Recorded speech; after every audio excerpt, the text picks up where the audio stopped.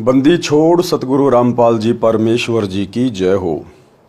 परमपिता परमात्मा सारी सृष्टि के रचनहार, कुल मालिक, असंख्य ब्रह्मांडों के स्वामी, जगत गुरु, तीनों लोकों में प्रवेश करके सबका भरण पोषण करने वाले राजाधिराज, आत्माधार, नाथों के नाथ, देवों के देव महादेव, सर्वेश्वर महेश्वर, मृत्युंजय, अजरो अमर, आदि अनादि सनातनी प्रभु, जगत पिता जगदीश्वर, श्री श्री 1008 की उपाधि के वास्तविक अधिकारी, अकाल मूर्त शब्द स्वरूपी राम वासुदेव, सर्वगतम ब्रह्म, परम पूज्य, प्रथम पूज्य, परम संत, परम पुरुष, परम धनी, परम दयालु, सत्य कबीर, हक्का कबीर, अल्लाहु कबीर, अल्लाहु अकबर, बाखबर, अल्लाह ताला, जगत के तारणहार, जगत के मुक्तिदाता, जगत के जगन्नाथ, हारे के सहारे, हिंदुओं के राम, मुसलमानों के अल्लाह, सिखों के वाहिगुरु, ईसाइयों के मसीह, दया के सागर दया निधि, करुणा के सागर करुणा निधि, स्वयंभू परिभू, संकट मोचन, कष्ट हरण, मंगल करण, दुख भंजन, अविगत कबीर,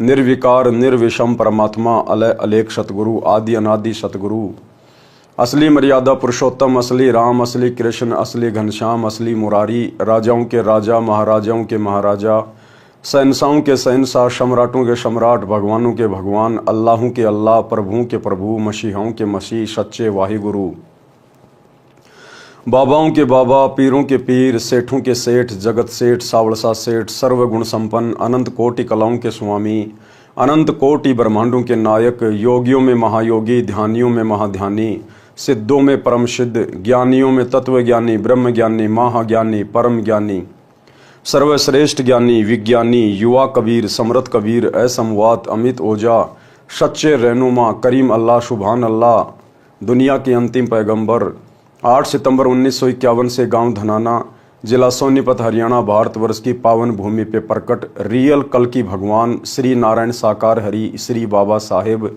नूर अनंत परमात्मा, संत श्रोमणी सतगुरु रामपाल जी परमेश्वर जी के चरण कमल में साध संगति से जुड़े हुए देश विदेश से आप और हम सभी सत्सेवक भाई बहनों का अनंत कोटि दंडवत प्रणाम।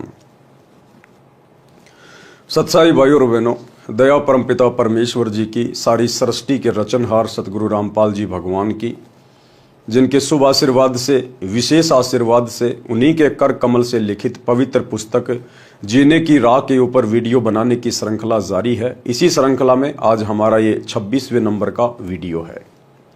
प्रत्येक वीडियो में गुरुदेव भगवान के आशीर्वाद से हमें भक्ति मार्ग से संबंधित बहुत सारी बातें पता चल रही हैं, जो हमारे विश्वास को दृढ़ कर रही हैं। भाई और बहनों, पवित्र पुस्तक जीने की राह के ऊपर कल हमारा लास्ट वीडियो होगा, अंतिम वीडियो होगा। उसके बाद सृष्टि रचना शुरू हो जाती है, जो कि गुरुदेव भगवान ने अपने सत्संगों में अनेकों बार अच्छे से समझाई हुई है। तो कल जीने की राह पुस्तक के ऊपर हमारा लास्ट वीडियो होगा। उसके बाद मुसलमान धर्म के ऊपर गुरुदेव भगवान ने जो पवित्र पुस्तक लिखी है, मुसलमान नहीं समझे ज्ञान कुरान, यानी मुसलमान धर्म के भाई मुल्ला काजी, ये लोग कुरान शरीफ के ज्ञान को भली भांति नहीं समझ पाए हैं। उसके बाद उस पुस्तक के ऊपर वीडियो बनाने की श्रृंखला शुरू होगी। तो आज के वीडियो में गुरुदेव भगवान हमें वासुदेव की परिभाषा के विषय में बता रहे हैं। आम जो जगत के लोग हैं, सांसारिक लोग हैं, जो शास्त्र अनुकूल साधना से अपरिचित हैं, अपने धर्म ग्रंथों के गूढ़ रहस्यों से अपरिचित हैं, वे लोग केवल श्री कृष्ण जी को वासुदेव कहते हैं।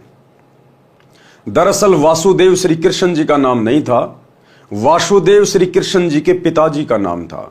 और श्री कृष्ण जी के पिता का वासुदेव नाम पंडितों ने वेदों से रखा था, क्योंकि वेदों में वासुदेव पूर्ण ब्रह्म परमात्मा कबीर साहेब का नाम है। वासुदेव का मतलब होता है जिसकी सत्ता सबके ऊपर है, जिसका निवास हर जगह पर है, जो कण कण में है, जो हर जगह निवास करता है, वास करता है, उसको कहते हैं वासुदेव।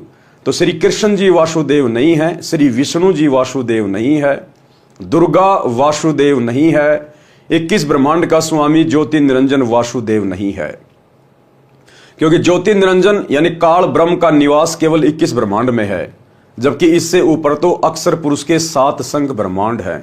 इसलिए अक्षर पुरुष भी वासुदेव नहीं है, क्योंकि अक्षर पुरुष से ऊपर फिर शतलोक है, और ऊपर के लोकों में और नीचे के सभी लोकों में केवल एकमात्र परम सत्ता का वास है, जिसे कबीर भगवान कहते हैं, जो कबीर भगवान वर्तमान में सतगुरु रामपाल जी के रूप में धरती पे प्रकट हैं। तो यदि एकमात्र कोई वासुदेव है जिनका वेदों में नाम लिखा हुआ है, वो कबीर भगवान सतगुरु रामपाल जी हैं। तो चलिए गुरुदेव भगवान क्या समझा रहे हैं। पवित्र पुस्तक जीने की राह, पार्ट नंबर 26 और पेज नंबर 220। वासुदेव की परिभाषा। गीता अध्याय 3 श्लोक 14-15 में कहा है कि संपूर्ण प्राणी अन्न से उत्पन्न होते हैं। संपूर्ण प्राणी अन्न से उत्पन्न होते हैं। अन्न से कैसे उत्पन्न होते हैं? गुरुदेव भगवान ने बताया कि अन्न के खाने से शरीर में वीर्य पैदा होता है और वीर्य से फिर मनुष्य की उत्पत्ति होती है, स्त्री या पुरुष के रूप में। तो इस प्रकार अन्न से सभी की उत्पत्ति होती है।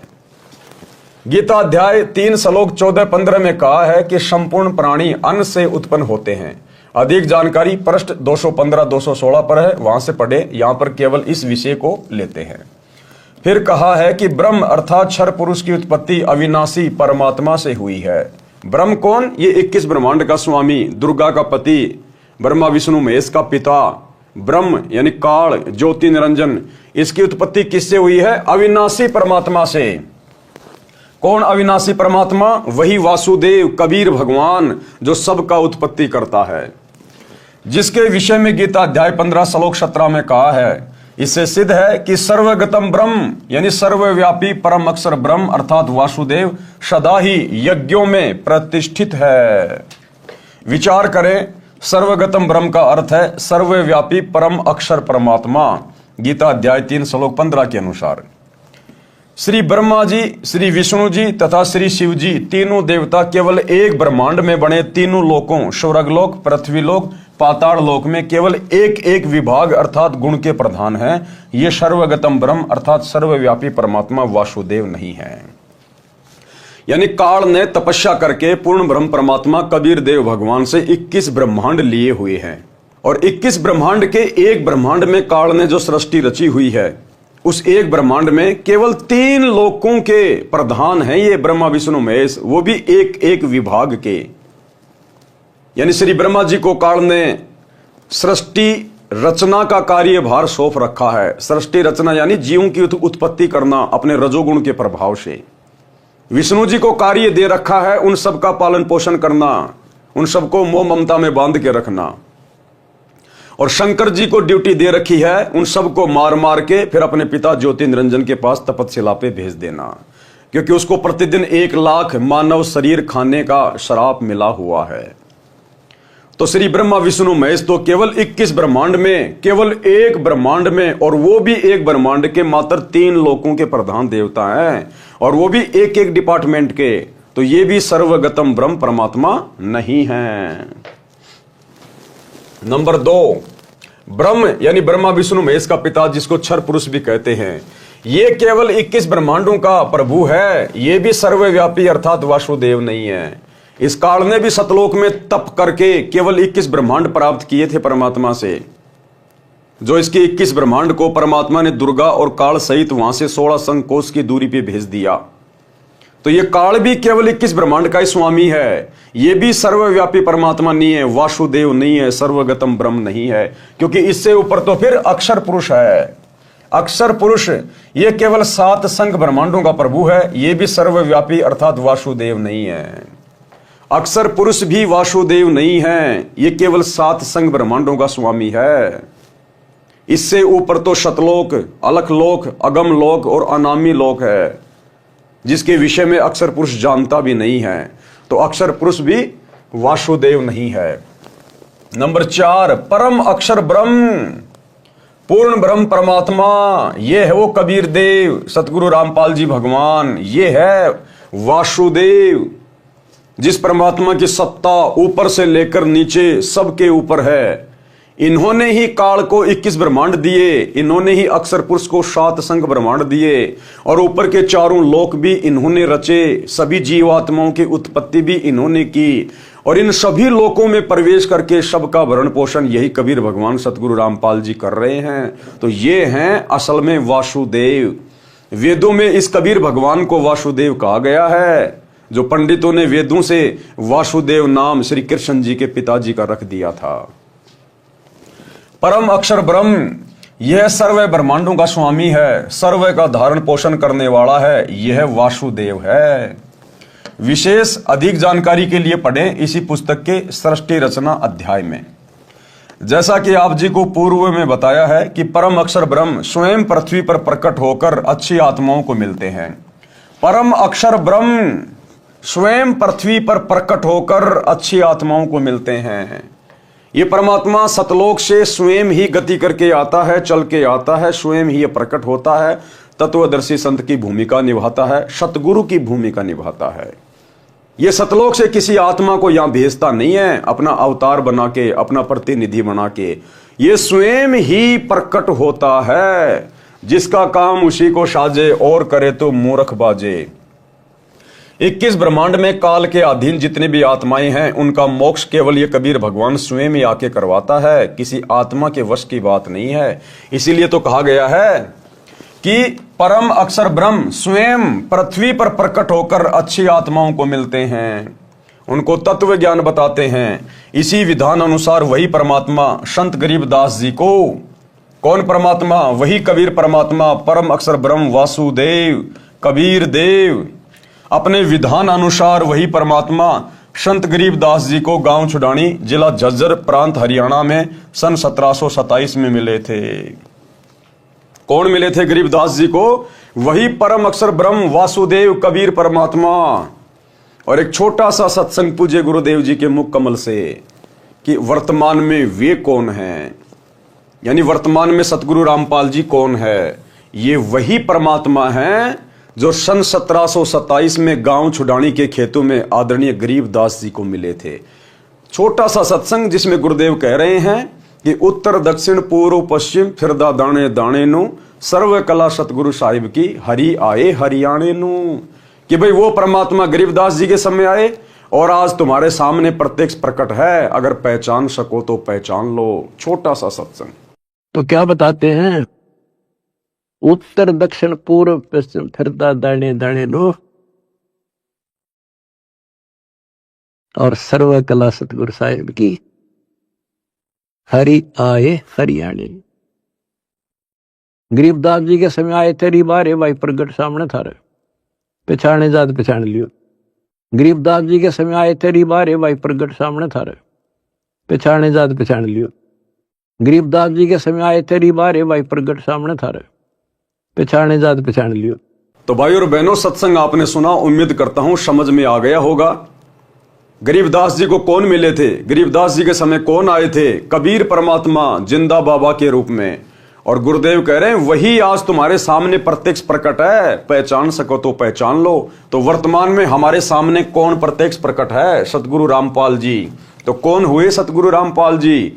गरीबदास जी के गुरु, गरीबदास जी के परमात्मा, ये स्वयं बंदी छोड़ कबीर साहिब है, वासुदेव है, परम अक्षर ब्रह्म है। अपने विधान अनुसार वही परमात्मा संत गरीबदास जी को गांव छुडानी, जिला झज्जर, हरियाणा प्रांत सन 1727 में मिले थे। एक जिंदा महात्मा की वेशभूषा में थे। गरीबदास जी की आत्मा को उस सनातन परम धाम में ले गए थे। कहां? सतलोक में। फिर ऊपर के सर्व ब्रह्मांडों तथा प्रभुओं की स्थिति बताकर तत्व ज्ञान से परिचित कराकर वापिस शरीर में छोड़ा था। उस समय संत गरीबदास जी की आयु 10 वर्ष की थी। उस दिन संत गरीबदास जी को मृत जानकर चिता पर रखकर अंतिम संस्कार की तैयारी कर रहे थे। उसी समय उनकी आत्मा को शरीर में प्रवेश करा दिया। जीवित होने पर सर्व कुल के लोगों की खुशी का ठिकाना नहीं रहा। उसके पश्चात संत गरीबदास जी ने एक अनमोल ग्रंथ की रचना की। उसमें आंखों देखा तथा स्वयं परमात्मा द्वारा बताए ज्ञान को बताया, जो एक गोपाल दास नामक दादूपंथी साधु ने लिखा था, जो वर्तमान में प्रिंट करा रखा है। पंजाब प्रांत में लुधियाना शहर के पास एक वासियर गांव है। उसमें एक प्रभु प्रेमी व्यक्ति राम राय उर्फ झुमकरा रहता था। उसने संत गरीबदास जी की महिमा सुनी तो दर्शनार्थ गांव छुडानी में चला गया। संत गरीबदास जी ने ये ज्ञान सुनाया जो इस दास संत रामपाल दास को संत गरीबदास से प्राप्त हुआ है, जो आप जी को इस पुस्तक तथा अन्य पुस्तकों के द्वारा सुनाया है। उस राम राय ने प्रश्न किया कि हे महात्मा जी, यानी गरीबदास जी से उस राम राय उर्फ झुमकरा जी ने सवाल किया कि हे महात्मा जी, यह ज्ञान तो आज तक किसी ने बताया नहीं। संत गरीबदास जी ने वाणी के द्वारा बताया, कोट्यों मध्य कोई नहीं रे झुमकरा, अरबों में कोई गरक सुनो रे झुमकरा। कि भाई राम राय उर्फ झुमकरा, ये तत्व ज्ञान बताने वाला संत तुझे करोड़ों में कोई नहीं मिलेगा, करोड़ों में। अरबों में तुझे कोई एक आध मिलेगा, अरबों में। आज पूरे विश्व की जनसंख्या अरबों में है, 8 अरब, और 8 अरब की जनसंख्या में मात्र एक ही सतगुरु है, एक ही तत्वदर्शी संत है, एक ही वो महापुरुष है जो इस संपूर्ण अध्यात्म को जानता है, और वो है सतगुरु रामपाल जी। क्योंकि ये स्वयं वासुदेव है, ये वासुदेव ही अपने द्वारा रची गई सृष्टि का ज्ञान ठीक ठीक बता सकते हैं, दूसरा कोई नहीं बता सकता। गरीबदास जी के रूप में भी यही कबीर परमात्मा सतगुरु रामपाल जी थे। तो कहते हैं कोट्यों मध्य कोई नहीं रे झुमकरा, यानी करोड़ों में तो तुझे कोई इस ज्ञान को बताने वाला ढूंढने से भी नहीं मिलेगा, और अरबों में कोई एक गरक, गरक यानी बिल्कुल कंप्लीट ज्ञान से लबालब, अरबों में कोई गरक सुनो रे झुमकरा। तो वर्तमान में इस पूरी पृथ्वी पर एकमात्र यदि कोई तत्वदर्शी संत है तो केवल सतगुरु रामपाल जी हैं, एकमात्र। कोट्यों मध्य कोई नहीं रे झुमकरा, अरबों में कोई गरक सुनो रे झुमकरा। अनुवाद व भावार्थ। संत गरीबदास जी ने बताया कि यह ज्ञान करोड़ों में किसी के पास नहीं मिलेगा, अरबों में किसी एक के पास मिलेगा। वह संत सर्व ज्ञान संपन्न, संपूर्ण साधना के मंत्रों से गरक अर्थात परिपूर्ण होता है। प्रिय पाठकों, वह संत वर्तमान में बरवाला जिला हिसार वाला है। ज्ञान समझो और लाभ उठाओ। बरवाला जिला हिसार वाला कौन? सतगुरु रामपाल जी। प्रश्न किया है, प्राचीन काल से चली आ रही भक्ति की साधना को आप गलत कैसे कह रहे हो? जैसे तप सर्व ऋषिजन किया करते थे, हम सर्व हिंदू समाज में देख रहे हैं। सब हरे कृष्णा हरे राम राधे राधे श्याम मिला दे, ओम नमः शिवाय, ओम नमो भगवते वासुदेवाय नमः, जय सिया राम राधे श्याम, ओम तत्सत में से कोई एक मंत्र का जाप करते आ रहे हैं, वर्तमान में भी कर रहे हैं। श्री रामचंद्र जी, श्री कृष्ण जी को हम पूर्ण परमात्मा मानते हैं, इसलिए इनके नाम जपते हैं। आप इन नाम जाप मंत्रों को व्यर्थ जाप बताते हैं, स्पष्टीकरण दीजिए। तो गुरुदेव भगवान ने क्या उत्तर दिया? प्राचीन काल में यदि ये साधना होती और ये मंत्र होते तो श्रीमद् भगवत गीता अध्याय 4 श्लोक 1 व 2 में गीता ज्ञान दाता ये नहीं कहते कि ये योग अर्थात जो भक्ति विधि में गीता ज्ञान में बता रहा हूं ये अब लुप्त प्राय हो गया है, नष्ट हो गया है। ये ज्ञान तथा भक्ति मैंने सूर्य देव से कही थी।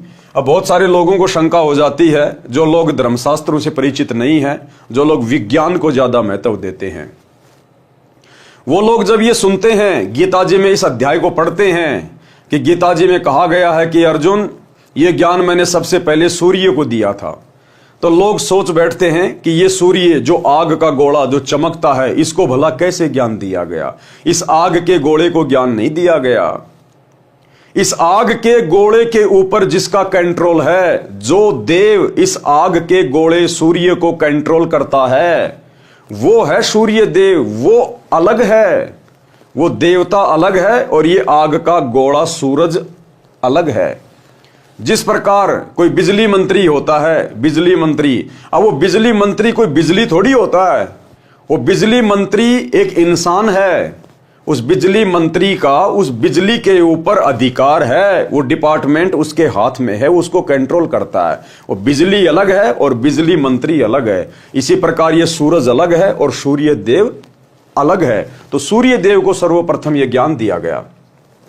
ये ज्ञान तथा भक्ति मैंने सूर्य देव से कही थी। फिर मनु को मनु ने अपने पुत्र इक्ष्वाकु को कहा।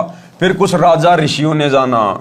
अब बहुत समय से अर्थात द्वापर से बहुत समय पहले से ही लुप्त था, तथा मनु, इक्ष्वाकु आदि आदि सर्व सतयुग के प्रथम चरण में हुए थे।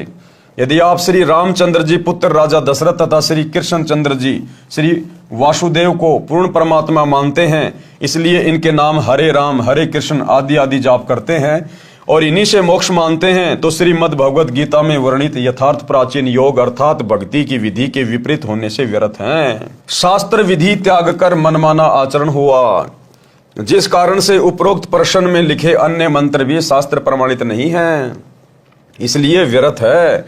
गीता अध्याय 16 श्लोक 23-24 में कहा है कि जो पुरुष शास्त्र विधि को त्याग कर मनमाना आचरण करते हैं, उनका न तो सुख होता है, न सिद्धि प्राप्त होती है, न उनकी गति होती है, अर्थात व्यर्थ साधना है। गीता अध्याय 16 श्लोक 23 से। अब भाइयों और बहनों, पूरी गीता में चारों वेदों में दुनिया वाले जो भी मनमुखी नामों का जाप करते हैं, राधा राधा श्याम मिला दे, हरे राम हरे कृष्णा, ओम नमः शिवाय, जय गणेश, कोई भी मंत्र आपको ना तो चारों वेदों में देखने और सुनने को मिलेंगे, ना आपको पूरी गीता जी में कहीं पे सुनने और देखने को मिलेंगे, जो हमारे शास्त्रों में नहीं है। क्योंकि भक्ति विधि हमारे शास्त्रों में है और शास्त्रों में इन मंत्रों का कहीं जिक्र नहीं, कहीं कोई उल्लेख नहीं है, फिर भी हम इन मंत्रों का जाप कर रहे हैं एक दूसरे की देखा देखी। तो हम तो मूर्ख प्राणी हैं, मूर्ख प्राणी। हमें अध्यात्म का ज्ञान ही नहीं है, हम तो केवल देखा देखी में भेड़ चाल में चल रहे हैं। तो अगर यही मंत्र यदि सतयुग में कोई जाप कर रहा होता, त्रेता में कोई जाप कर रहा होता, तो फिर गीता जी में भी होने चाहिए थे। और सतयुग के इंसान तो जानते ही नहीं थे श्री राम कौन है, क्योंकि श्री रामचंद्र जी का जन्म तो सतयुग के बाद त्रेता युग में हुआ था। और त्रेता युग के इंसान श्री कृष्ण को नहीं जानते थे, क्योंकि त्रेता युग के बाद द्वापर में श्री कृष्ण जी का जन्म हुआ है। तो ये भगवान कैसे हो गए, परमात्मा कैसे हो गए, वासुदेव कैसे हो गए? तो ये शास्त्र विधि को त्याग के मनमान आचरण है। गीता अध्याय 16 श्लोक 24 में कहा है कि इससे तेरे लिए अर्जुन कर्तव्य और अकर्तव्य की व्यवस्था में शास्त्र ही प्रमाण है। यानी कौन से कर्म करने चाहिए, कौन से भक्ति कर्म नहीं करने चाहिए, सही भक्ति क्या है, सही नाम क्या है, अर्जुन तेरे लिए शास्त्र ही प्रमाण है। किसी गुरु महात्मा की देखा देखी मत लग जाना, किसी के कहने से किसी के बहकाव में आके मनमुखी साधना शुरू मत करना। यानी गीता और चारों वेदों में जिस साधना को करने के लिए परमात्मा ने कहा है, केवल उसी विधि से साधना करना सर्वश्रेष्ठ है। भावार्थ है कि जो भक्ति की विधि प्रमाणित शास्त्रों में चारों वेदों ऋग्वेद, यजुर्वेद, सामवेद तथा अथर्ववेद तथा इन्हीं चारों वेदों का सारांश श्रीमद् भगवत गीता तथा सूक्ष्म वेद जो परमात्मा स्वयं ने अपने मुख कमल से बोला था, ये भक्ति के ज्ञान तथा समाधान के प्रमाणित शास्त्र हैं, वर्णित नहीं है। वह शास्त्र विरुद्ध साधना है। इससे भक्ति के कौन कौन से कर्म करने चाहिए और कौन से नहीं करने चाहिए, उनके लिए शास्त्रों को ही आधार मानो। शास्त्रों में वर्णित भक्ति विधि को अपनाओ और सब त्याग दो। श्री राम जी का जन्म त्रेता युग के अंतिम चरण में हुआ था। श्री कृष्ण जी का जन्म द्वापर के अंतिम चरण में हुआ था। सतयुग से ही मानव भक्ति करता आ रहा है। उस समय कौन राम थे? आप कहोगे कि श्री विष्णु जी तो सतयुग से भी पहले के हैं और श्री राम श्री कृष्ण भी स्वयं श्री विष्णु जी ही थे। सतयुग में भी प्रमाण है कि महर्षि वाल्मीकि जी राम राम नाम जपते थे, वे विष्णु विष्णु नहीं जपते थे। इससे सिद्ध हुआ कि श्री विष्णु जी श्री राम श्री कृष्ण जी से भिन्न कोई राम अर्थात मालिक है। यानी सतयुग में महर्षि वाल्मीकि जी राम नाम का जाप किया करते थे। हालांकि वो राम नाम का जाप शास्त्रों के अनुसार नहीं था, क्योंकि चारों वेदों में और गीता जी में केवल एक ओम मंत्र का जाप करने का विधान है, राम राम जाप करने का विधान नहीं है। महर्षि वाल्मीकि जी को भी पूर्ण ज्ञान नहीं था, तत्व ज्ञान नहीं था। इसलिए श्री रामचंद्र जी का तो जन्म ही त्रेता में हुआ था। यदि उससे पहले श्री विष्णु जी श्री राम थे तो महर्षि वाल्मीकि जी फिर विष्णु विष्णु नाम का जाप करते, राम राम का क्यों कर रहे थे? इसका मतलब वो वास्तविक राम कोई और है। राम राम शब्द जगत बखान है। त्रेता युग वाले राम को तो सब जानते हैं, लेकिन आदि राम कोई बिरला जाना है। आदि राम वो वासुदेव परमात्मा, परम अक्षर ब्रह्म, कबीर देव, वो है असल में राम। राम यानी जो सबके ऊपर, सबका परमात्मा, सबका अल्लाह। इससे सिद्ध हुआ कि श्री विष्णु जी, श्री राम, श्री कृष्ण जी से भिन्न कोई राम अर्थात मालिक है। उस राम का जाप करना चाहिए जो गीता अध्याय 7 श्लोक 29 में है, जिसके विषय में कहा है कि तत्व ब्रह्म को जानने वाले केवल जरा तथा विरध अवस्था तथा मृत्यु से छुटकारा पाने के लिए ही भक्ति करते हैं। अर्जुन ने गीता अध्याय 8 श्लोक 1 में प्रश्न किया कि वह तत्व ब्रह्म क्या है, तो गीता ज्ञानदाता ने गीता अध्याय 8 श्लोक 3 में उत्तर दिया कि वह परम अक्षर ब्रह्म है, यानी सबसे ऊपर वाला भगवान, तेरे ब्रह्मा विष्णु महेश दुर्गा काल महाकाल इन सबसे ऊपर वाला वो परम अक्षर ब्रह्म है, वो सच्चिदानंद घन ब्रह्म कबीर देव, ये है वो वासुदेव जो वर्तमान में सतगुरु रामपाल जी के रूप में धरती पे प्रकट है। गीता अध्याय 8 के श्लोक 5 व 7 में गीता ज्ञानदाता ने अपनी भक्ति करने को कहा है, जिसका जाप मंत्र गीता अध्याय 8 के श्लोक 13 में बताया है, ओम इति एकाक्षरम ब्रह्म व्यवहारण माम अनुसमरण। गीता अध्याय 8 के श्लोक 8, 9, 10 में गीता ज्ञानदाता ने अपने से अन्य उस तत्व ब्रह्म अर्थात परम अक्षर ब्रह्म की भक्ति करने को कहा है। उसकी भक्ति का नाम जाप मंत्र गीता अध्याय 17 श्लोक 23 में है, ओम तत्सत इति निर्देश ब्रह्मण त्रिविध समृत ब्राह्मणा तेन वेदा च यज्ञा च विहिता पुरा। सरलार्थ ब्रह्मण यानी सच्चिदानंद घन ब्रह्म अर्थात परम अक्षर ब्रह्म की भक्ति का ओम तत्सत मंत्र के सुमरण का निर्देश यानी आदेश है, जो 3 प्रकार से सुमरण के लिए कहा है। विद्वान अर्थात तत्वदर्शी संत उस ज्ञान के आधार से भक्ति करते थे और धार्मिक यज्ञों का अनुष्ठान और अन्य भक्ति कर्म सृष्टि की आदि अर्थात सृष्टि के प्रारंभ में किए जाते थे। श्रीमद् भगवद गीता से सिद्ध हुआ कि गीता ज्ञानदाता से अन्य कोई पूर्ण परमात्मा है जो श्री विष्णु जी, श्री ब्रह्मा जी तथा श्री शिव जी से भी भिन्न है, जिसके विषय में गीता अध्याय 15 श्लोक 1, 4 व 17 में तथा गीता अध्याय 18 श्लोक 62 में तथा और अनेकों स्थानों पर गीता में कहा गया है, वह पूर्ण परमात्मा है। गीता अध्याय 15 श्लोक 16 में 2 पुरुष बताए हैं, यानी 2 भगवान बताए गए हैं, और दोनों नाशवान बताए हैं, यानी दोनों की जन्म और मृत्यु होती है। किसकी? क्षर पुरुष यानी ब्रह्म की और अक्षर पुरुष की। उनके अंतर्गत जितने प्राणी हैं वे भी नाशवान हैं। क्षर पुरुष ये केवल 21 ब्रह्मांडों का प्रभु है और अक्षर पुरुष ये 7 संग ब्रह्मांड का प्रभु है। ये दोनों ही पूर्ण परमात्मा नहीं है। गीता अध्याय 15 श्लोक 16। गीता अध्याय 15 श्लोक 17 में गीता ज्ञानदाता ने कहा कि उत्तम पुरुष तू अन्य, अर्थात इन दोनों से उत्तम पुरुषोत्तम तो कोई और ही है, परमात्मा तो कोई और ही है। कि उत्तम पुरुष तू अन्य अर्थात पुरुषोत्तम तो कोई ऊपर वर्णित दोनों पुरुषों यानी दोनों भगवानों क्षर पुरुष तथा अक्षर पुरुष से अलग है, जिसको परमात्मा इति उदारते यानी परमात्मा कहा गया है। ये लोकत्रयम जो तीनों लोकों में आविश्य विभर्ति यानी प्रवेश करके धारण पोषण करता है, अवय ईश्वर है यानी अविनाशी परमेश्वर है। गीता अध्याय 15 श्लोक 17 का निष्कर्ष है ये कि क्षर पुरुष और अक्षर पुरुष से अलग कोई और पुरुषोत्तम है और परमात्मा है जो तीनों लोकों में प्रवेश करके सबका भरण पोषण करता है। वास्तव में वो परमात्मा है। पूर्ण परमात्मा परम अक्षर ब्रह्म है, सिद्ध हुआ। उसकी भक्ति का मंत्र ओम तत्सत है, ये भी सिद्ध हुआ। ओम तत्सत जो तीनों मंत्र हैं ये उपरोक्त तीनों प्रभुओं यानी ओम मंत्र तो क्षर पुरुष का अर्थात काल का है जो गीता का ज्ञान दे रहा है, और तत् ये सांकेतिक है जो इसी पुस्तक में पूर्व में विवरण है वहां पढ़ें। ये तत् नाम जाप अक्षर पुरुष का है, और सत जो तीसरा मंत्र है ये भी सांकेतिक है, अधिक विस्तार पूर्व में दिए प्रकरण में इसी पुस्तक में पढ़ें। ये सत मंत्र परम अक्षर ब्रह्म का है जिसको सार नाम कहते हैं, लेकिन ये सांकेतिक है, कोड वर्ड में है। ये केवल सतगुरु रामपाल जी बताएंगे कि वास्तव में वो मंत्र क्या है। श्रीमद् भगवद गीता में ये पूर्ण मोक्ष प्राप्ति के सांकेतिक मंत्र हैं जो आज तक यानी सन 2012 तक किसी ने नहीं स्पष्ट किए। आप जी जो हरिओम तत्सत जाप करते हैं वह भी व्यर्थ है, क्योंकि आप जी को तत् तथा सत के वास्तविक मंत्रों का ज्ञान नहीं है। यानी ये तत्व क्या है और सत क्या है ये कोड वर्ड में है, यानी वास्तविक मंत्र क्या है वो किसी को पता नहीं है एकमात्र सतगुरु रामपाल जी के अलावा। उदाहरण, एक धनी व्यक्ति ने अपने धन को अपने घर में गड्ढा खोदकर दबा दिया। उस स्थान का केवल धनी व्यक्ति को ही पता था। उस धनी व्यक्ति ने एक बही में सांकेतिक स्थान लिख दिया। धनी व्यक्ति की मृत्यु अचानक हो गई। पिता का संस्कार करके पुत्रों ने वह पैड उठाई जिसमें पिताजी कहता था कि इस बही में धन कहाँ है, ये लिखा है, जिसे पिताजी किसी को नहीं दिखाते थे। धनी व्यक्ति के मकान के आगे आंगन था। उस आंगन के एक कोने में मंदिर बना था।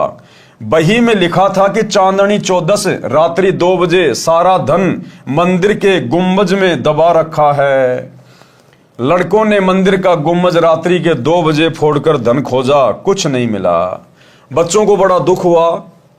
एक दिन उनके पिता का मित्र दूसरे गांव से शोक व्यक्त करने आया। बच्चों ने यथास्थान पर धन न मिलने की चिंता जताई।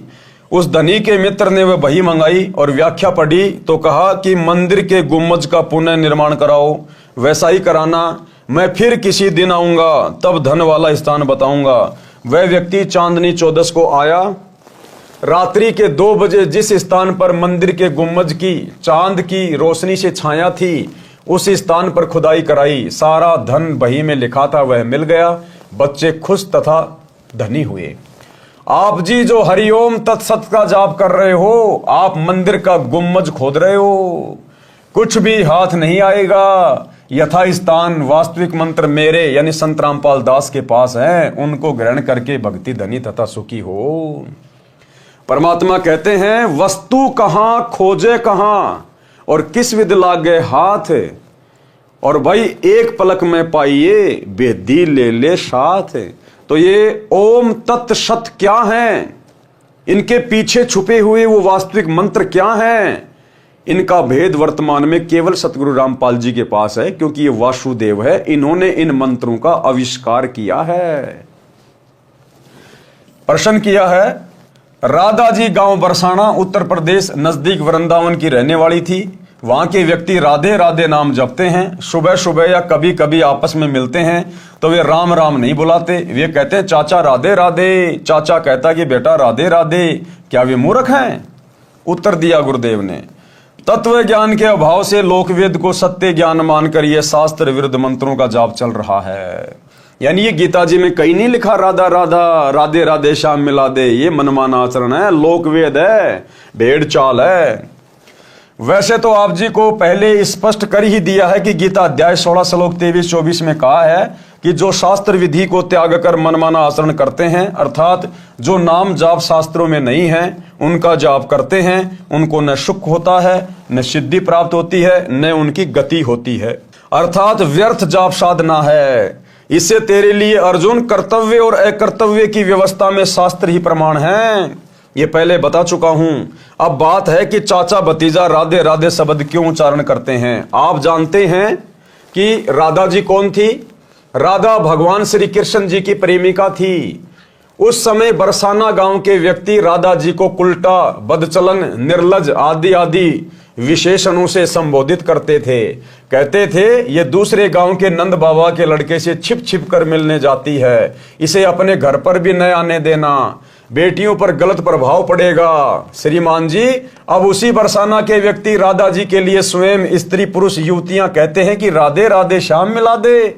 जैसा कि आप जी ने पूर्व के प्रश्न में बताया था कि हम ये नाम भी जाप करते हैं, अब न राधा जी है और न श्री कृष्ण जी, अब बड़बड़ा रहे हैं सनीपात के जवर के रोगी की तरह, राधे राधे श्याम मिला दे। यही स्थिति अन्य मंत्रों की है जो आपने पूर्व प्रश्न में कहे हैं, उनकी जानो, वे भी शास्त्र प्रमाणित न होने से व्यर्थ हैं। और जिस समय राधा थी श्री कृष्ण जी भी यही था, और वो बेचारी राधा श्री कृष्ण जी से मिल भी नहीं पाती थी, छुप छुपा के मिलती थी बड़ी मुश्किल से, लोगों से नजरें बचा के। और जब वो राधा श्री कृष्ण से मिलने जाती थी, लोगों को पता चलता था तो बरसाने के लोग उसको बदचलन लड़की कहते थे, बदचलन। अपने घर पर भी नहीं आने देते उसको कि हमारे बच्चे और बिगाड़ेगी। तो वो राधा बेचारी खुद नहीं मिल पाती थी श्री कृष्ण जी से, और अब तुम कहते हो राधे राधे श्याम मिला दे, तुम्हें कहां से मिला देगी? बेचारी खुद तो छुप छुप के मिला करती थी। तो ये शास्त्र विधि को त्याग के मनमाना आचरण हो रहा है। अब आपके इस प्रश्न का उत्तर बताता हूं कि चाचा भी कहता है राधे राधे, भतीजा भी कहता है राधे राधे। आपको भी पता है कि राधा जी श्री कृष्ण जी की प्रेमिका थी। आपको यह भी पता है कि जब रुक्मणी जी को श्री कृष्ण जी भगाकर रथ में बैठा कर लाने लगा तो रुक्मणी जी का भाई अपनी बहन को छुड़ाने के लिए घोड़े पर सवार होकर पीछे दौड़ा था। श्री कृष्ण जी ने पहले तो उसे पीटा था, फिर रथ के पीछे बांधकर घसीटा था। रुक्मणी जी भी श्री कृष्ण जी की प्रेमिका थी, उनके बीच में रुक्मणी का भाई आया था, उसकी क्या दशा की थी। श्री कृष्ण जी ने रुक्मणी की प्रार्थना पर रुक्मणी के भाई की जान बख्शी थी। यदि आज भगवान कृष्ण वर्तमान में होते तथा राधा भी होती और बरसाना वाले चाचा भतीजा आपस में ये शब्द बोलते कि राधे राधे, तो क्या श्री कृष्ण जी पसंद करते? कभी नहीं। चाचा भतीजा दोनों को रथ से बांधकर घसीटते। यदि आप किसी की प्रेमिका का नाम लेकर बड़बड़ाओगे तो प्रेमी के ऊपर कैसी गुजरेगी? यदि ताकतवर होगा तो मुंह फोड़ देगा, कमजोर होगा तो रोएगा, उसकी जान को कोसेगा। क्या वह प्रसन्न होगा? नहीं। इसलिए ये नाम जो शास्त्र प्रमाणित नहीं है, इनका जाप व्यर्थ है। शास्त्र प्रमाणित नाम मेरे पास है। किसके? सतगुरु रामपाल जी के पास, वासुदेव के पास। आओ और अपना कल्याण कराओ। फिर किसी ने प्रश्न किया, आपने प्रसन्न यानी पूर्ण गुरु की क्या पहचान है? इसके उत्तर में एक स्थान पर लिखा है कि प्रमाणित हुआ कि ओम नाम का जाप शास्त्र प्रमाणित है। काल ब्रह्म की पूजा करनी चाहिए या नहीं? इसके उत्तर में बहुत सारे ऋषियों की पूजा को शास्त्र विधि त्याग कर मनमाना आचरण कही है, जो ओम नाम का जाप करते थे। उत्तर दिया गुरुदेव ने, वे ऋषि जी ओम नाम के जाप के साथ हट करके घोर तप भी करते थे, जिस कारण से उनकी साधना को शास्त्र विरुद्ध कहा है। ओम नाम का जाप शास्त्र प्रमाणित तो है, परंतु मोक्षदायक नहीं है, क्योंकि ओम नाम केवल इस ब्रह्म का है, काल का है, जो गीता अध्याय 8 श्लोक नंबर 13 में है। ओम इति एक अक्षरम ब्रह्म व्यवहरण माम अनुसमरण ये परियाति तजन देहम सयाति प्रमाम गतम। और ओम नाम की साधना करके आप केवल उसके ब्रह्म लोक में जा सकते हैं, और ब्रह्म लोक में जाने के बाद भी जीव वापस आता भक्ति नष्ट करके। गीता अध्याय 8 श्लोक नंबर 16 में लिखा हुआ है। और ब्रह्म लोक से नीचे आके फिर वो नरक भोगता है, 84 लाख योनियों में गधा कुत्ता सुअर बनता है। इसलिए ओम नाम की साधना भी मोक्षदायक नहीं है, परंतु मोक्षदायक नहीं है, जिससे अनुत्तम गति प्राप्त होती है। अनुत्तम गति यानी घटिया गति, मोक्ष प्राप्त नहीं होगा। इसलिए उन ऋषियों की पूजा विधि शास्त्र विरुद्ध है। वेद तथा गीता में उस पूर्ण परमात्मा की भक्ति करने को कहा है, उसकी भक्ति न करके मनमानी पूजा शास्त्र विरुद्ध है। प्रश्न किया फिर, महर्षि वाल्मीकि जी तो सतयुग में हुए थे, वे भी राम राम जपते थे, क्या ये मंत्र भी शास्त्र प्रमाणित नहीं है? जी बिल्कुल नहीं है। कैसे नहीं है? उत्तर, पूर्व में बताया है कि गीता अध्याय 4 श्लोक 1 व 2 में गीता ज्ञान दाता ने बताया है कि ये ज्ञान मैंने सूर्य को सुनाया था, उसने अपने पुत्र मनु जी को सुनाया, फिर कुछ एक राज ऋषियों को प्राप्त हुआ। सतयुग के प्रारंभ में ही ये सब सूर्य, मनु व राज ऋषि हुए, उनके बाद ये ज्ञान नष्ट हो गया था। महर्षि वाल्मीकि जी को सप्त ऋषि मिले थे, उन्होंने तपस्या करके सिद्धियां प्राप्त की थी। वही हठ योग करके तप विधि महर्षि वाल्मीकि जी को उन्होंने बता दी। जिस हठ योग तप को महर्षि वाल्मीकि जी ने तन मन से श्रद्धा से किया, कुछ समय उपरांत शरीर के ऊपर के भाग यानी सिर में से आवाज सुनाई दी थी, वह थी राम राम। उसी शब्द का उच्चारण महर्षि वाल्मीकि जी तपस्या के दौरान करने लगे, यानी मनमाना आचरण करने लगे। काल ने वो आकाशवाणी कर दी राम राम, क्योंकि उसने तो भक्ति का ड्रामा बना के रखना है, सबको अपने भोजन के लिए शास्त्र विरुद्ध साधना पे लगा के रखना है। सुनने वाले को ऐसा लगता है जैसे ये मरा मरा बोल रहे हैं, वास्तव में राम राम का ही उच्चारण किया करते थे। उनको तपस्या का परिणाम मिला, उनमें सिद्धियां प्रवेश हो गई, उनकी दिव्य दृष्टि खुल गई, जिस कारण से उन्होंने श्री रामचंद्र जी के जन्म से हजारों वर्ष पूर्व ही रामायण अर्थात श्री रामचंद्र जी के जन्म की जीवनी सर्व घटनाएं लिख दी थी। ग्रंथ का नाम है वाल्मीकि रामायण, जो संस्कृत भाषा में लिखी गई थी। राम राम के जाप से कोई आध्यात्मिक लाभ नहीं होता, परंतु परमात्मा का बोधक शब्द होने से, उच्चारण करने से परमात्मा की भूल नहीं पड़ती। इसलिए राम नाम के उच्चारण का प्रचलन हिंदू धर्म में प्राचीन समय से है। जैसे स्वामी रामानंद जी राम राम शब्द से संबोधित करते थे, उनके शिष्य भी एक दूसरे को राम राम से संबोधित करते थे, परंतु जाप ओम मंत्र का किया करते थे। इसी प्रकार हम कबीर पंथी सत साहेब बुलाते हैं, हमारा जाप मंत्र अन्य है। उसी भक्ति से भगवान तक जाया जा सकता है। सूक्ष्म वेद में कहा है, सतगुरु मिले तो इच्छा मेटे, पद मिल पद समाना, चल हंसा उस लोक पठाऊं जो अजर अमर अस्ताना। चार मुक्ति जहां चंपी करती माया हो रही दासी, दास गरीब अभय पद पर से वो मिले राम अविनाशी। अब भक्ति किस भगवान की करनी चाहिए, किस प्रभु की करनी चाहिए? गीता जी के अनुसार, यानी गीता जी क्या कह रही है कि भक्ति किस प्रभु की करनी चाहिए। इसलिए सूक्ष्म वेद में कहा है, भजन करो उस रब का जो दाता है कुल सबका, कि उस प्रभु का, उस भगवान का, उस रब का, उस मालिक का भजन करो जो सबका रब है, सबका भगवान है, सबका परमात्मा है, जो वासुदेव है, उस परम अक्षर ब्रह्म का, कबीर देव का, जो वर्तमान में सतगुरु रामपाल जी के रूप में धरती पे प्रकट हैं। श्रीमद् भगवद गीता अध्याय 15 श्लोक 1 से 4 तथा 16-17 में कहा है कि यह संसार ऐसा है जैसे पीपल का पेड़ है। जो संत इस संसार रूपी पीपल के पेड़ की मूल यानी जड़ों से लेकर तीनों गुणों रूपी शाखाओं तक सभी भाग भिन्न भिन्न बता देता है, स वेदवित, वह वेद के तात्पर्य को जानने वाला है, अर्थात वह तत्वदर्शी संत है। यानी सृष्टि की रचना कैसे हुई, काल के 21 ब्रह्मांड कैसे आए, कहां से आए, ब्रह्मा विष्णु महेश की उत्पत्ति कैसे हुई, ब्रह्मा विष्णु महेश की भक्ति मार्ग में क्या स्थिति है, कितनी इनकी पावर है, कहां तक के ये भगवान है, अक्षर पुरुष कौन है, उसके साथ संग ब्रह्मांड कहां से आए, कैसे आए, और ऊपर के चारों अजर अमर लोक क्या हैं, जो इस संपूर्ण सृष्टि रचना को बता दे, इस भक्ति रूपी पेड़ की संरचना को बता दे, वो है वासुदेव, वो है वो प्रभु जिसकी भक्ति करनी चाहिए। अपने द्वारा रची सृष्टि का ज्ञान तथा वास्तविक अध्यात्म ज्ञान परमात्मा स्वयं पृथ्वी पर प्रकट होकर अपने मुख कमल से सुनाता है।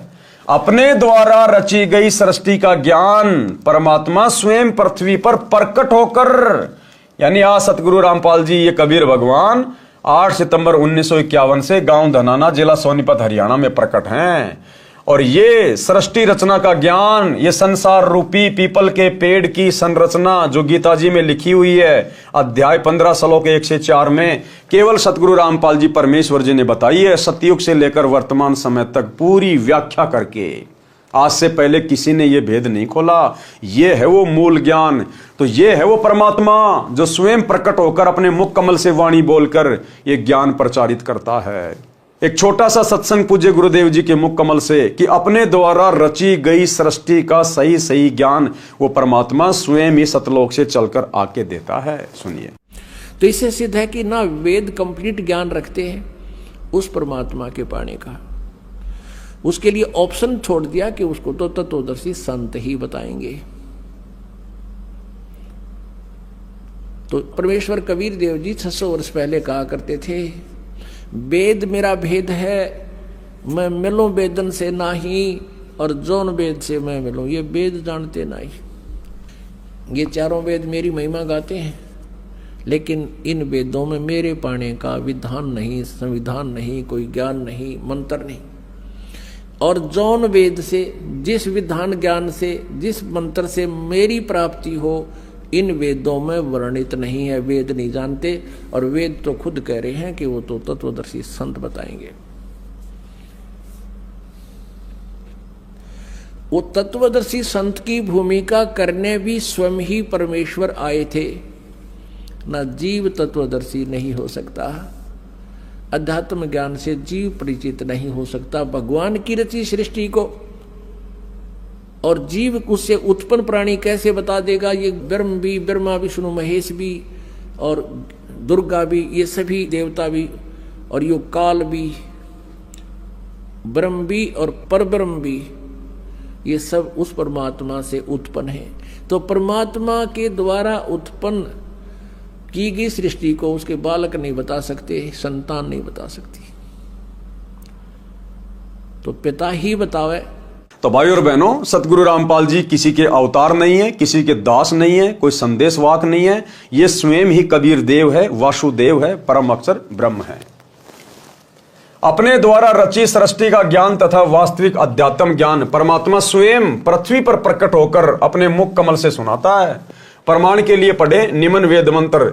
इन मंत्रों की फोटोकॉपी कृपया देखें पुस्तक गीता तेरा ज्ञान अमृत में, जिनका अनुवाद आर्य समाज के प्रवर्तक महर्षि दयानंद तथा उसके अनुयायियों ने किया है। उनकी त्रुटियां लेखक संत रामपाल दास ने शुद्ध की है।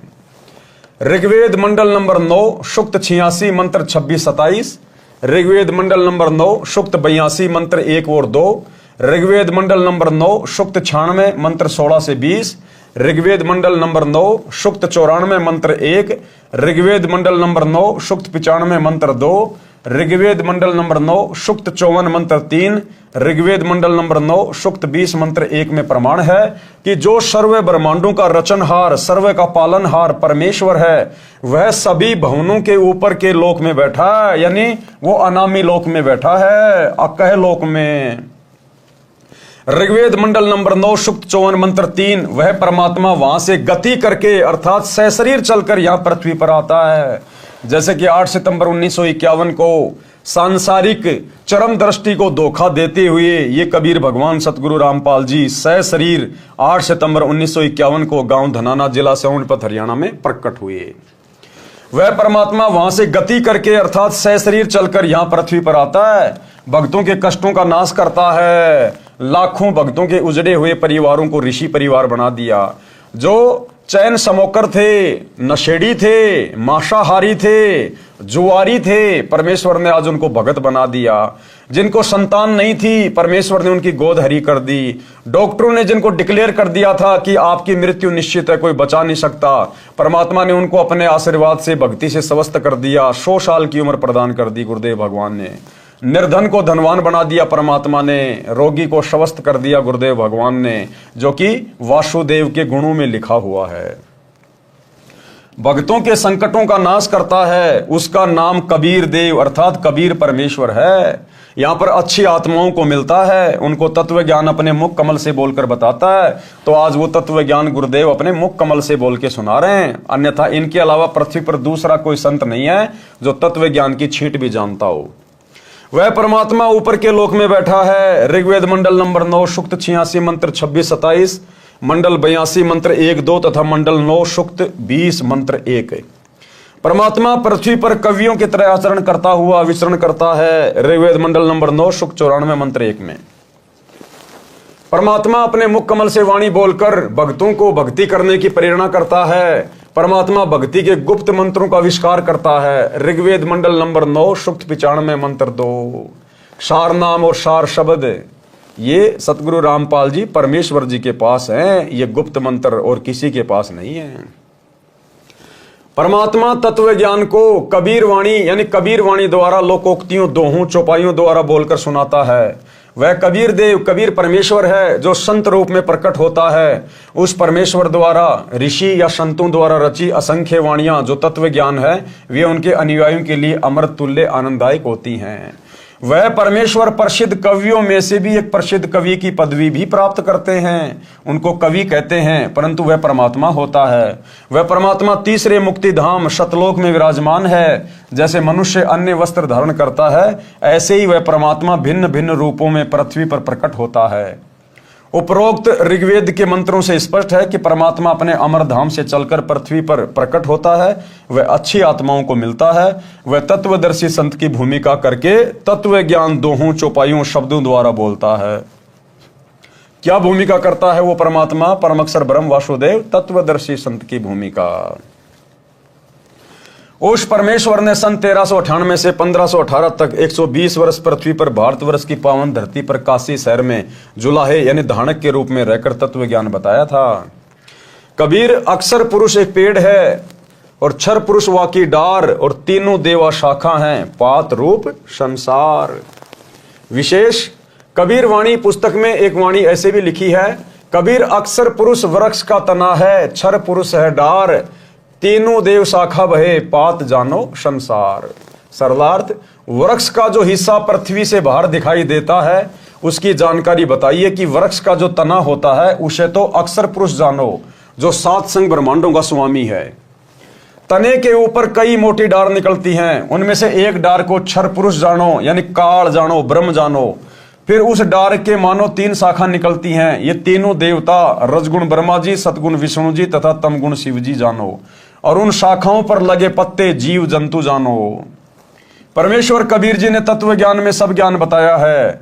गीता अध्याय 4 श्लोक 32 में भी कहा है कि यज्ञों अर्थात धार्मिक अनुष्ठानों की जानकारी ब्रह्मणे मुखे सच्चिदानंद घन ब्रह्म अर्थात परम अक्षर ब्रह्म ने अपने मुख कमल से बोली वाणी में विस्तार के साथ कही है, वो तत्व ज्ञान है। गीता अध्याय 4 श्लोक 34 में कहा है कि जो तत्व ज्ञान परमात्मा स्वयं बताता है उसको उसके कृपया पात्र संत ही समझते हैं। यानी तत्व ज्ञान को, जो तत्व ज्ञान को कबीर भगवान वासुदेव सतगुरु रूप में तत्वदर्शी संत के रूप में प्रकट होकर बताता है, उसको हर कोई नहीं समझ पाता, केवल उसके कृपया पात्र संत ही समझते हैं, जो अपने गुरु को परमात्मा के रूप में स्वीकार कर लेते हैं, अपने गुरु को ही परमेश्वर के रूप में जान लेते हैं। और वर्तमान में केवल सत्सेवक भाई बहन जो साध संगति से जुड़े हुए हैं, केवल यही वो आत्मा हैं जो कृपा पात्र हैं गुरुदेव भगवान की, जिन्होंने अपने गुरु को अपना इष्ट मान लिया, परमात्मा मान लिया, कबीर भगवान मान लिया। और समाज में जो कबीर दास जी की जो नकली फोटो है दाढ़ी मूंछ वाली, उसको फाड़ फाड़ के फेंक दिया। और गीता अध्याय 3 श्लोक 13 के अनुसार अपने गुरु को इष्ट मानकर घर घर में उनका बेड लगाकर उनको भोग लगाया जा रहा है। तो क्या कहा गुरुदेव ने, जब वो परम अक्षर ब्रह्म तत्वदर्शी संत के रूप में धरती पे आता है, तब उसके कृपा पात्र संत ही उसको समझ पाते हैं। उस तत्व ज्ञान को तू तत्वदर्शी संतों के पास जाकर समझ, उनको दंडवत प्रणाम, पृथ्वी पर पेट के बल लंबा लेटकर प्रणाम करके नम्रता पूर्वक प्रश्न करने से वे तत्वदर्शी संत तत्व ज्ञान का उपदेश करेंगे। परमेश्वर ने यह तत्व ज्ञान स्वयं पृथ्वी पर प्रकट होकर बताया था। गीता अध्याय 15 श्लोक 1 में तत्वदर्शी संत की पहचान बताई है कि जो संत संसार रूपी वृक्ष को मूल यानी जड़ से लेकर सर्व अंगों को जानता है, वो तत्वदर्शी संत है। अब जाने संसार रूपी वृक्ष के सर्वांग, मूल यानी जड़, ये परम अक्षर ब्रह्म है, ये कबीर देव है, ये वासुदेव है। यानी पेड़ की जो जड़ होती है वो जमीन के अंदर होती है, वो दिखाई नहीं देती, वो परोक्ष होती है, गुप्त होती है, छुपी हुई होती है, लेकिन वो साकार है। यदि उसको खोद के देखा जाए तो वो साकार है, साकार। इसलिए पेड़ का जो मूल है वो उसकी जड़ होती है, जड़ से ही पूरे पेड़ को पोषण मिलता है, तने को भी, डारियों को भी, आगे शाखाओं को भी। तो वो पोषण कहां से मिल रहा है? जड़ से मिल रहा है। इसी प्रकार जो परम अक्षर ब्रह्म है, जो वासुदेव है, कबीर देव, वो गुप्त है, वो परोक्ष है, निराकार नहीं है, वो साकार है। जैसे पेड़ की जड़ें निराकार नहीं है, वो साकार हैं जो जमीन के अंदर है। इसी प्रकार वो कबीर परमात्मा साकार है, निराकार नहीं है, जो तीनों लोकों में प्रवेश करके सबका भरण पोषण करता है। जैसे पेड़ की जड़ें पूरे पेड़ का पोषण करती हैं।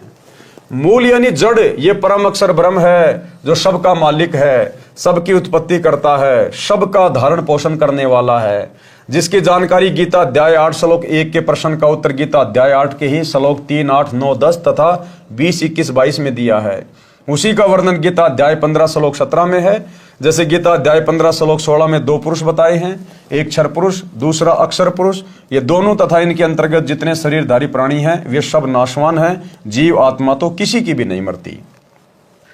गीता अध्याय 15 के श्लोक 17 में कहा है कि उत्तम पुरुष है अर्थात पुरुषोत्तम तो अन्य ही है, जिसे परमात्मा इति उदाहरता है, परमात्मा कहा जाता है। ये लोकत्रयम जो तीनों लोकों में अविश्य विभर्ती प्रवेश करके सबका धारण पोषण करता है, अवय ईश्वर है, वो अविनाशी परमेश्वर है।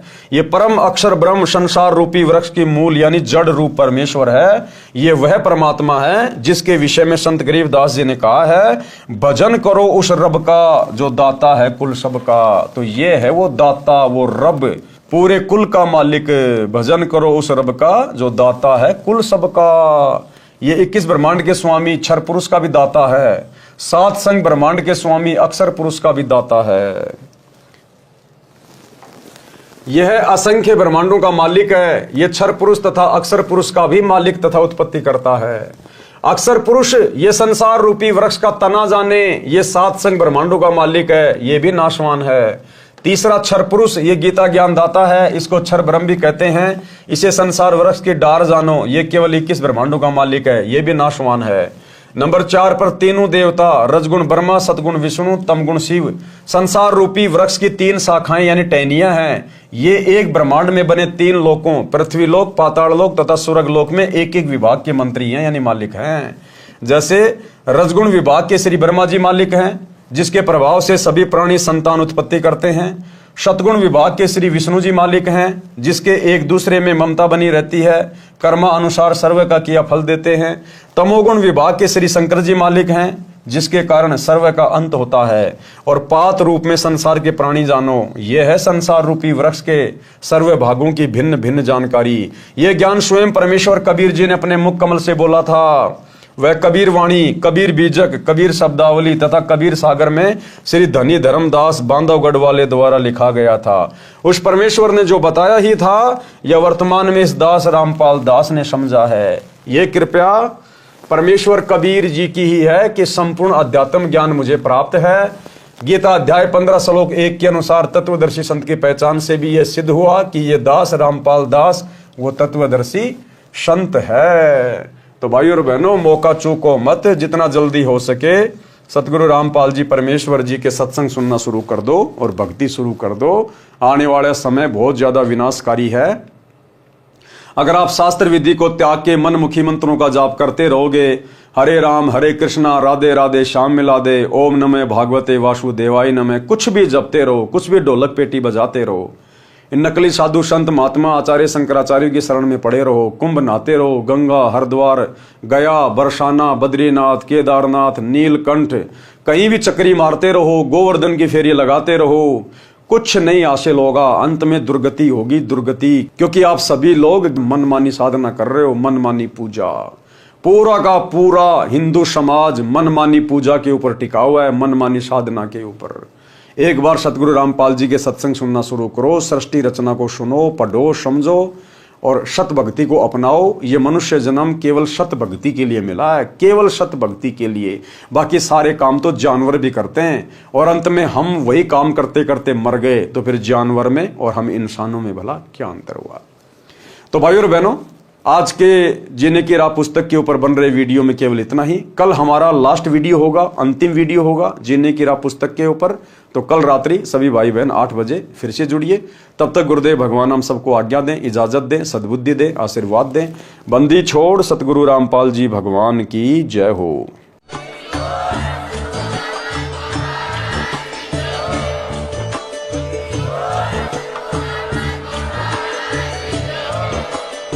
भाई जो गुरु बचन पे डट गे, कट गे फंद 84 के, कट गे फंद 84 के, कट गे फंद 84 के। भाई जो गुरु बचन पे डट गे, कट गे फंद 84 के।